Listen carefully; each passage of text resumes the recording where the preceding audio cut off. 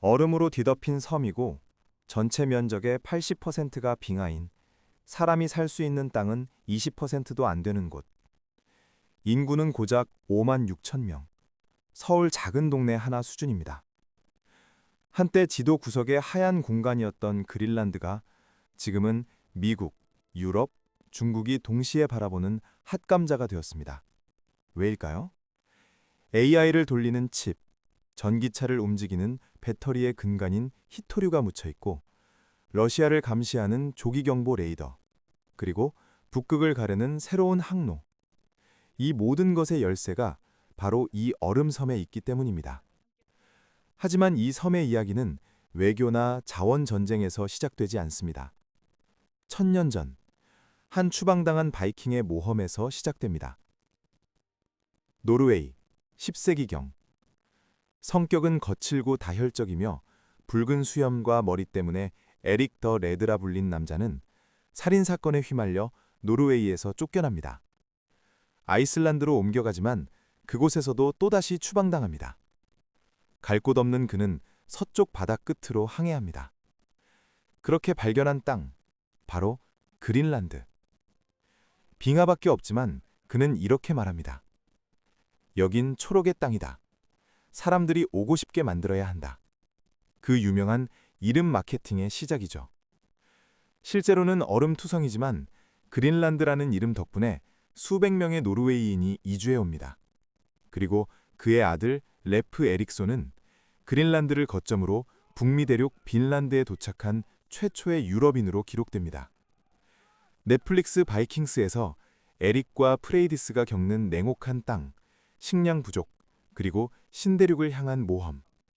그 갈등과 모험심은 실제 사가 속 기록과 꽤 닮아 있습니다. 이렇게 그린란드는 단순한 얼음의 섬이 아니라 새로운 세상으로 향하는 발판이 되었습니다. 하지만 그린란드에는 바이킹이 오기 훨씬 전부터 사람들이 살고 있었습니다. 바로 이누이트. 1000년 이상 이 땅을 지켜온 원주민입니다. 바이킹의 공동체는 기후 악화와 무역 감소로 점점 약해졌고 15세기에는 완전히 사라집니다. 하지만 이누이트는 남았습니다. 바다를 따라 이동하고 사냥을 하고 빙하 아래에서 삶을 이어갔습니다. 그린란드는 이후 노르웨이 덴마크 연합왕국의 통치를 거쳐 1814년 나폴레옹 전쟁의 여파로 덴마크 단독 영토가 됩니다. 2009년 그린란드는 마침내 확대 자치정부, 즉 셀프 거버먼트를 획득합니다. 외교, 국방, 통화를 제외한 거의 모든 것을 스스로 결정할 수 있게 된 거죠. 주민의 75% 이상은 언젠가 완전한 독립을 원한다고 답합니다. 그들은 이제 나라 같은 나라에 가깝습니다. 하지만 아직 덴마크 왕국 안에 머물러 있습니다. 왜일까요? 경제 때문입니다. 지금 그린란드에는 약 5만 6천 명이 살고 있습니다. 90% 이상이 이누이트 계열입니다. 수도는 누크. 하지만 도시 간 도로는 거의 없습니다. 헬기와 보트가 길 대신 역할을 하죠. 경제는 바다에 의존합니다. 새우, 광어, 대구, 물개, 고래. 수산업이 GDP의 상당 부분을 차지합니다. 하지만 수산업만으로는 부족합니다. 덴마크로부터 받는 보조금이 그린란드 예산의 절반 이상을 차지합니다. 그래서 독립을 원하면서도 경제적으로는 덴마크에 의존할 수밖에 없는 복잡한 상황이 계속되는 겁니다. 하지만 최근 상황이 바뀌기 시작했습니다. 현대 그린란드를 움직이는 진짜 자원이 발견되기 시작한 거죠. 바로 히토류와 전략 광물입니다. 히토류, 니켈, 코발트, 우라늄, 니오뷴. 그린란드는 이런 광물의 세계 최대급 매장지 중 하나입니다.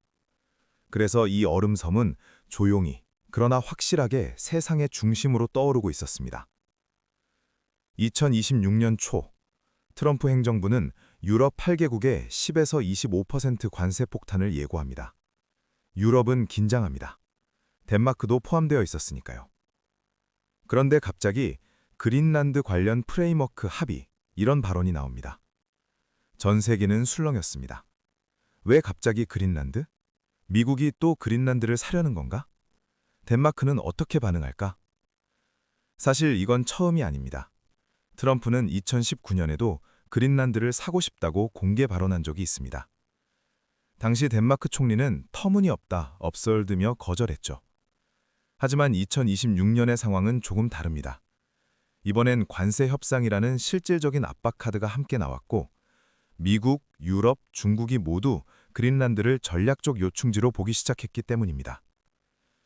왜 미국이 이렇게까지 그린란드에 목을 맬까요? 크게 세 가지 이유가 있습니다. 첫 번째, 군사 지정학 요충지입니다. 그린란드 북면부에는 미군 툴레 공군기지가 있습니다. 이곳은 러시아를 감시하는 조기 경보 레이더의 핵심 거점입니다. 북극을 향한 미사일 탐지, 위성 추적, 우주 감시까지 미국 국방 전략의 최전선이죠.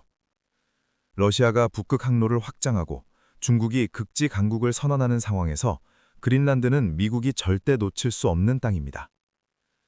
두 번째, AI 배터리 전쟁의 핵심 자원이 있습니다. 중국은 전 세계 히토류의 약 70%를 통제하고 있습니다. 미국은 이 의존도를 낮추고 싶어 합니다. 그린란드는 그 대안이 될 수 있는 곳입니다. 히토류뿐만 아니라 니켈, 코발트, 우라늄까지 차세대 산업의 핵심 광물이 모두 매장되어 있죠. 세 번째, 북극 항로 개방입니다. 기후변화로 빙하가 녹으면서 유럽에서 아시아로 가는 항로가 20일에서 10일로 단축될 수 있습니다. 이 항로의 중심에 그린란드가 있습니다. 러시아와 중국도 이 지역에 악극 개입하고 있는 이유입니다. 결국 그린란드는 군사, 자원, 물류의 삼중 요충지인 셈이죠. 하지만 정작 그린란드 주민들은 어떻게 느낄까요? 2026년 트럼프 발언 이후 일부 주민이 마트로 갔습니다. 하지만 그들이 사재기한 것은 라면도 아니고 휴지도, 생수도 아니었습니다. 그들은 조용히 집으로 돌아가 자신의 냉동고 문을 열었습니다.